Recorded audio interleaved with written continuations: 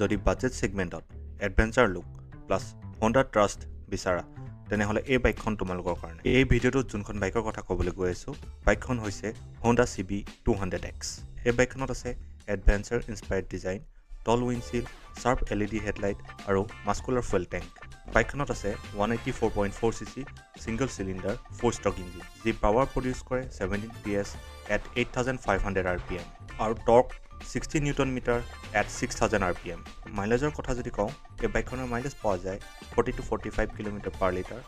So power আৰু mileage এই বাইকখনৰ দুইটাই পোৱা যায়। এই বাইকখনত upright riding poster, wide handlebar আৰু কমফৰ্টেবল সিট। সো লং ৰাইড কৰিলেও ভাগৰ বহুত কম লাগিব। সেফটি কাৰণে ফ্ৰণ্ট আৰু ৰিয়াৰ দুইটা চকাতে ডিস্ক ব্ৰেক আছে উইথ ডুৱেল চেনেল ABS। এই বাইকখনৰ অন ৰোড প্ৰাইচ হৈছে এপ্ৰক্সিমেটলি 1,90,000।